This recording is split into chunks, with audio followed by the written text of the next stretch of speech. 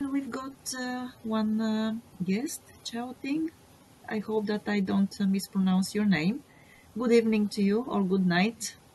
Thank you for having me. I'm a Chinese. I live in Germany. I'm very interested in Indo-Pacific strategy of different great powers. I think Indo-Pacific strategy is a very popular geopolitical concept today. Everyone is talking about Indo-Pacific strategy. The U.S. has published its free and open Indo-Pacific strategy in 2019 by the Department of Defense. And Japan has also an Indo-Pacific strategy. From my point of view, Japan's Indo-Pacific strategy is actually the predecessor of the U.S.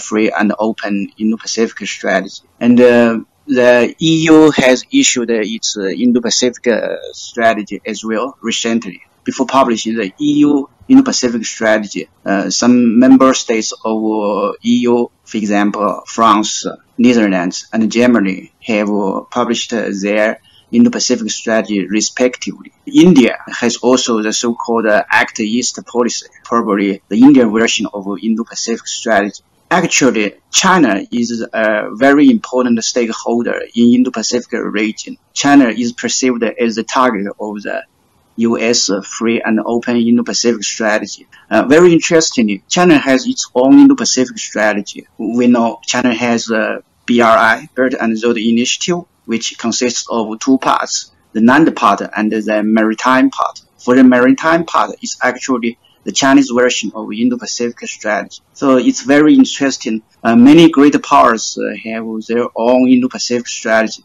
But I want to say something about the historical origin of the Indo-Pacific strategy. Japan is an active promoter of Indo-Pacific strategy. Prime Minister Abe has invented the Indo-Pacific strategy in 2007. Now it's making progress. I think Japan is really a very important stakeholder of Indo-Pacific region. Actually, it's not new for Japan. During World War II, Japan has a so-called Great East Asia Co-Prosperity Sphere. If you compare the Great East Asia Co-Prosperity Sphere with today's Indo-Pacific strategy of Japan, you will find some similarities from geopolitical perspective. The geographic coverage is actually very similar. From this perspective, I have seen some continuation between today's Indo-Pacific strategy of Japan and the previous Great East Asia Co-Prosperity Sphere. This is really interesting. I think the great powers such as US, Japan, India, and China, all of them are playing the modern geopolitical great game in Indo-Pacific region. But today's situation is much different than 70 years ago. That time, Japan was very strong, China was very weak, and the US was not in the Indo-Pacific region. But today, the situation is very different. US is a world hegemon, okay?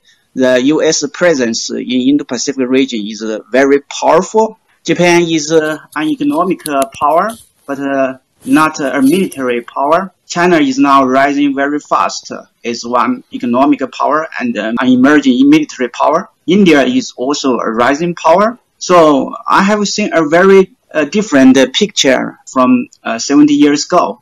But the nature of the game is the same. That means the great powers are competing against each other for the hegemony of Indo-Pacific region. The biggest change is that China is now one very important stakeholder for the dominance of this regime. But the US, Japan, and India are determined to contain, okay, probably we can use this word to contain the rise of China. Of course, US, Japan, and India will not use the word of containment. They prefer to use the word of rules-based liberal international order. And it seems that China is trying to replace the rules-based liberal international order. It's okay. It's just a narrative. Okay. Every country has its own narrative. The US has its narrative. Okay. free and open Indo-Pacific strategy and freedom of navigation. Okay, China has its own narrative. India is the same. So for me, it's not very important. What is more important is that the great power are still playing older geopolitical game. They are trying to pursue power. They are trying to pursue their own national interests. This is nothing wrong, but nobody has more justice. It's not about the conflict of different values. The nature is still a geopolitical competition. Thank you. Thank you very much, Chaoting. I think that you raised some really important points and some points that I just want to clarify. So I think your view about great power politics, I think that's pretty broadly shared in terms of how many countries are thinking about the region, and that China is one great power. I think that the United States is the other great power. Depending on your school of thought, you may think Japan and India are in the same league as the United States and China. My view is I think that they are still middle powers, and they don't have the overall comprehensive power of both the United States and China. So I think that this is your assessment is clear, and I think it's widely shared. But I would just make a contrast, because I think that we often confuse the Soviet Union and the U.S. competition or conflict during the Cold War for what's happening today between China and the United States. And I think this is fundamentally a poor comparison because, of course, we have huge trade relations with China. United States and China, I think, have $5 billion of trade, or $500 billion of trade a year, which is incredible to think about. Japan's biggest trading partner is China.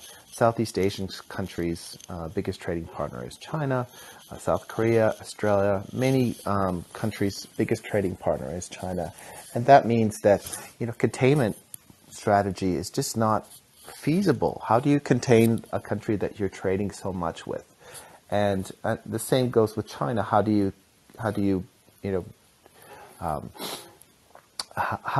really engage in great power competition in the old mold when you are dependent on Australian resources and you're dependent on an open trading system for your country to export goods abroad for sale? So I think that we need to redefine what the competition is. And I think the containment word is just not a very good expression to talk about what's happening within the region. I do see China using the BRI to, again, reconfigure Eurasia along its worldview. So integration with Chinese characteristics, so less rules-based, less transparent, focused on sovereignty, focused on non-interference. And the Indo-Pacific strategy of the U.S. is different than the Indo-Pacific vision of Japan. And that's largely because of geography and Japan's really close trading relationship with China. Japan can't engage in a containment strategy against China. It just can't, because it's its biggest trading partner. So I think that's a really important distinction. And this is why Japan doesn't even use the word strategy. It talks about a free and open vision. India as well, they use free and open and inclusive vision, because they also understand that they need to have a strong economic partnership with China to continue to develop. So I think that overall, I would move away from the containment view, and I would focus on how I think the United States and other like-minded countries are trying to pull China in a different direction. And as you said, I think China is trying to create its own, they don't use the word Indo-Pacific vision, but they are trying to create their own integration structure that places China at the center. And I'll let others comment. And we've got Ren as well. Ren? Thank you. I just want to make a comment, I guess a feedback to Chaoting. One point you made that I thought I had to push back a little bit. I think you made an analogy of the free and open Indo-Pacific and its similarity to the, I think it was called a Greater East Asia Prosperity Sphere. In Japanese, we call it Daitowa Kyoeiken.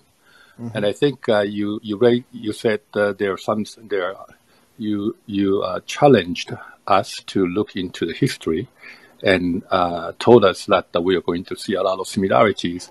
But I think the similarity is very little because as you know, I'm sure you know well, that the Greater East Asia Prosperity Sphere was Japan's strategy to colonize most, if not all, of the Asian countries under Japan's control and pushed out all the Western countries out of the region, which is completely different from what US, Japan, and India, and Australia, I think, we are all trying to do to maintain the free and open Indo-Pacific. I think the comparison could not be more different.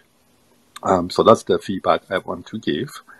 So in terms of Indo-Pacific strategy, I think Stephen has mentioned that containment is very controversial. I do agree. Containment is probably not a suitable word for the U.S. strategy toward China. So let's don't use containment. So you have mentioned the strong economic connection between China and other countries, U.S., Japan, India. China is the biggest trading partner of these countries. They have very strong economic relationships. It's true, but I have to remind us that the economic connection between British Empire and German Empire before World War I was very strong as well. But these strong economic and trading partners have not prevented the emergence of World War I. So I don't think economy is the most important factor to determine the relationship between great powers. The British-German economic relation is just one typical example. Today, China has very strong economic connection with many countries, especially US, Japan, and India. In my opinion, it's just a product of the engagement policy of the US toward China. Over the past decades, the U.S. government has pursued the so-called engagement policy with China because they want to integrate China into the international system created by the U.S. and dominated by the Western countries. So they have the expectation that China will become more liberal. But now, they have realized that this engagement policy has failed. Now the U.S. is trying to pursue a strategy of competition with China. According to Secretary of State Blinken, this competition is the most serious geopolitical challenge of the U.S. in 21st century. So this is a big change. This change will have very serious consequences. Probably the economic connection will be affected as well. Some people are talking about decoupling. Yeah, from my point of view, decoupling is not realistic, but this means the economic relationship between China and the U.S. will change as well. So we have to acknowledge this big change. And another comment to the Greater East Asia Co-Prosperity Sphere. Of course, today's Indo-Pacific strategies of U.S., of Japan, of India are very, very different from the previous Greater Asia Co-Prosperity Sphere strategy of the Japanese imperialism. Of course, they are fundamentally different. Japan has tried to use military means to achieve its geopolitical ends. Very aggressive, very brutal. The Japanese imperialism has killed tens of millions of people in China and Southeast Asia. Very cruel, very brutal. But today, nobody is in the position to pursue same strategy as well. I don't think China is trying to launch a war against the U.S. or Japan, and the U.S. has no intention either to use the military force to stop the rise of China. No, I don't think the U.S. has such an intention. But we cannot ignore the similarity, especially from geopolitical perspective. Between China and the U.S., the competition is very complicated. there are economic dimension, ideological dimension, and military dimension, especially the geopolitical dimension. This Indo-Pacific strategy shares some similarities with the previous Great East Asia co-prosperity sphere. The geographical coverage is actually very similar. Southeast Asia is the central arena of the geopolitical competition. If you look at the free and open Indo-Pacific strategy of the US and Japan's Indo-Pacific vision and India's Act East policy and China's 21st century maritime Silk Road, the geographical coverage is really very similar. And the goal is also similar. The goal is the dominance of this region, geopolitical dominance. But the means are really very different. Today, the military means is no longer useful, but many countries are trying to enhance their military might. This is also the fact. But I think all the great powers are trying to avoid military confrontation. This is true. On the other hand, all of them are trying to use economic means to achieve their geopolitical goals. For example, China is trying to push infrastructure investment, and Japan, US, and India, they are doing the same. The US has the Indo-Pacific strategy. They have the idea of Blue Dot Network, BDM, and recently Biden has the plan of the Build Back Better World. They are trying to provide an alternative solution to BRI. That means they are using the economic means to achieve political goals. This is a difference from Greater East Asia co-prosperity strategy of Japanese imperialism. Thank you. Thank you very much, Chaoting. I think that you raised some really important points, and I think I do agree that economic tools are being used to pursue regional integration along different routes and different preferences. And I think that, as you mentioned, China is using the BRI, both the terrestrial and the maritime domain, to reshape the region. And I think that's important, to a distinction. It's primary economic means. And I think that the United States and Japan and others are also, do you want to turn off your mic, Hiroaki? Thanks. It's also pursuing it. So I think there's, in that sense, there's some parallels.